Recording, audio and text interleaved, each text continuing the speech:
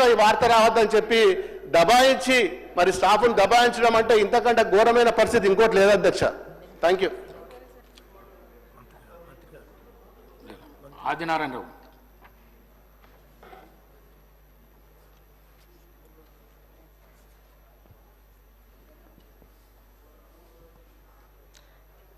ధన్యవాదాలు అధ్యక్ష.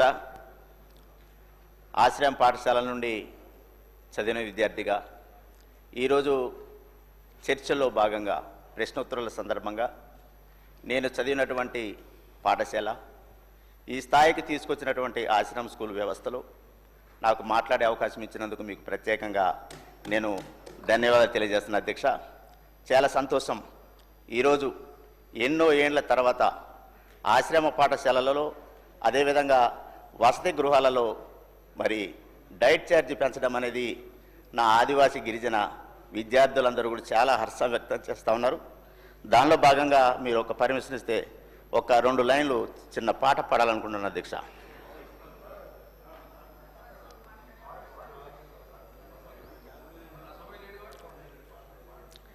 ధన్యవాదాలు అధ్యక్ష. నా ఆదివాసీ గిరిజన జాతి అంతా కూడా ఆశ్రమ పాఠశాలల్ని ఒక దేవాలయంగా భావించేటటువంటి తరుణంలో ఆలయం ఆలయం దేవాలయం ఇది గిరిజన ఆశ్రమ విద్యాలయం. ఆలయం ఆలయం దేవాలయం ఇది గిరిజన ఆశ్రమ విద్యాలయం. గిరికోనలలో వెలసిన విద్యాలయం వనవాసి విద్యార్థుల జ్ఞాన జ్యోతి నిలయం. గిరికోనలలో వెలసిన విద్యాలయం వనవాసి విద్యార్థుల జ్ఞాన జ్యోతి నిలయం. ఎల్లలు లేని విద్యార్థికి కన్న తల్లి, ఎల్లలు లేని విద్యార్థికి కన్న తల్లి, కల్లలు ఎరుగని గిరిజన విద్యాలయం. కల్లలు ఎరుగని గిరిజన విద్యాలయం. ఆలయం ఆలయం దేవాలయం ఇది గిరిజన ఆశ్రమ విద్యాలయం. ధన్యవాదాలు అధ్యక్ష. ఈ తరుణంలో నా యొక్క ఆశ్రమ స్కూల్ యొక్క పాఠశాలల నుండి విద్యార్థి లోకం కూడా ఒక చిన్న మనవి కోరుతా ఉన్నది. ఏదైతే గురుకులంలో కానీ కస్తూర్బాలో కానీ ఏదైతే ఇంటర్మీడియట్ అప్గ్రేడేషన్ చేయటం జరిగిందో అదేవిధంగా ఎన్నో ఏండ్ల తరబడి ఆశ్రమ స్కూల్ వ్యవస్థ ఏర్పడినప్పటి నుండి కూడా ఈ రోజు వరకు కూడా ఇంటర్మీడియట్ అప్గ్రేడేషన్ కాలేదని కూడా నా ఆదివాసీ గిరిజన ప్రాంత ఆశ్రమ స్కూల్ విద్యార్థులందరూ కోరుతా ఉన్నారు. సార్, మీ ద్వారా ప్రభుత్వానికి సీఎం గారికి ప్రత్యేకంగా ఆశ్రమ స్కూళ్లను కూడా ఇంటర్మీడియట్ అప్గ్రేడేషన్ చేయవలసిందిగా తమరి ద్వారా నేను విన్నవిస్తున్నాను అధ్యక్ష. ధన్యవాదములు. అధ్యక్ష, మాట్లాడే అవకాశం కల్పించిన మీకు ముందుగా ధన్యవాదాలు తెలియజేస్తూ గౌరవ మంత్రివర్యులకు నేను ఒక విజ్ఞప్తి చేయదలుచుకున్న గురుకులాలకు సంబంధించినటువంటి అంశంలో ప్రభుత్వ పక్షాన గురుకుల్లో చదువుతున్నటువంటి విద్యార్థులకు డైట్ ఛార్జీలు పెంచడం కానీ కాస్మెటిక్ ఛార్జీలు పెంచడం కానీ నాణ్యమైన విద్యను అందించేటువంటి కార్యక్రమాలు ఏర్పాటు చేస్తున్నామని చెప్పి వారు చెప్పినందుకు మేము ధన్యవాదాలు తెలియజేస్తూ ఇటీవల అనేక గురుకుల పాఠశాలలో మోడల్ స్కూల్లో కేజీబీలో తిరిగినప్పుడు చాలామంది విద్యార్థులు కూడా వేకోజామునే లేవడం వల్ల వేకోజామునే స్నానాలు చేయడం చన్నీళ్ళతోని ఇబ్బంది అవుతుంది.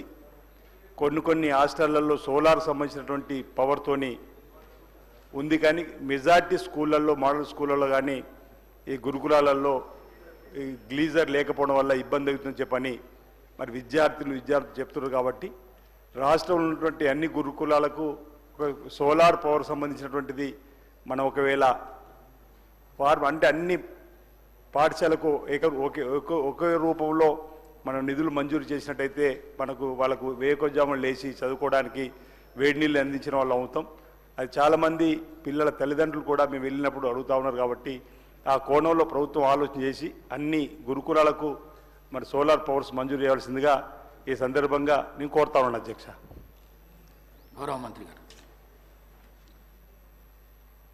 సార్ కొత్తకోట ప్రభాకర్ రెడ్డి గారు చెప్పినటువంటి విషయం మా దృష్టికి వచ్చింది.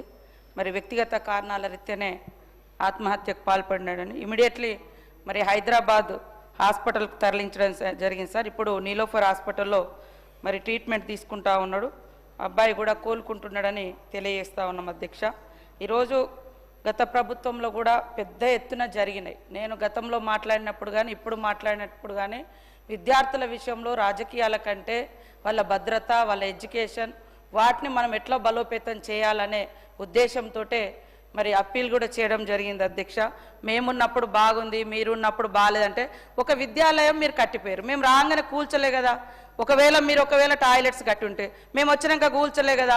మీరు నీళ్ళు ఇచ్చుంటే మేము వచ్చినాక అయితే దాన్ని డైవర్ట్ చేయలే కదా.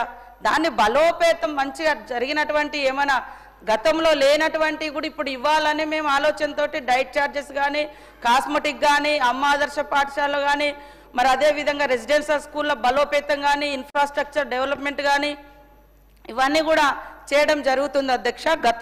గత ప్రభుత్వంలో కూడా మరి డెత్స్ 2014 నుంచి 23 వరకు నా దగ్గర ఉన్న డాటా ప్రకారం 114 మంది చనిపోవడం జరిగింది సార్ వివిధ కారణాల రీత్యా. కాబట్టి ఇవాళ ఎక్కడన్నా అంటే హాస్టల్ వాళ్ళ యొక్క తప్పులు ఒప్పులు ఏమైనా ఉన్నా కూడా కొన్ని వాళ్ళ పేదరికం వాళ్ళ పరిస్థితిని బట్టి లోకల్గా కొంత ఫండ్ మొబిలైజ్ చేసి కూడా గవర్నమెంట్ నుంచి కొంత ఆదుకోవడం కూడా జరుగుతుంది అధ్యక్ష. ఇదే ఆసిఫాబాద్ జిల్లాలో 15 రోజులలో గత ప్రభుత్వంలో 5 చనిపోయారని 4 చనిపోయారని అంటే 4 ఫోటోలు ఇచ్చారు, ఇక్కడ 5 పేర్లు ఇచ్చారు సార్. ఇట్లాంటివి కూడా గతంలో జరిగినాయి. ఏదేమైనా ఇది జరగకుండా ఉండాలనేదే మా యొక్క విజ్ఞప్తి సార్. అందుకనే బలోపేతం చేయాలని చిత్తశుద్ధిగా స్కూళ్ళను బలోపేతం చేయాలి, విద్యను అందరికీ అందుబాటులో తీసుకురావాలి. అంటే రూపాయి లేకున్నా కూడా కష్టపడి ప్రైవేట్ వైపు మొగ్గుతున్నారు. కాబట్టి ఇప్పుడు మా అంగన్వాడీ సెంటర్లలో కూడా సార్ ఫ్రీ స్కూల్స్ పెట్టి వాళ్ళకి యూనిఫామ్స్ ఇచ్చి నర్సరీ కూడా స్టార్ట్ చేసినాం సార్.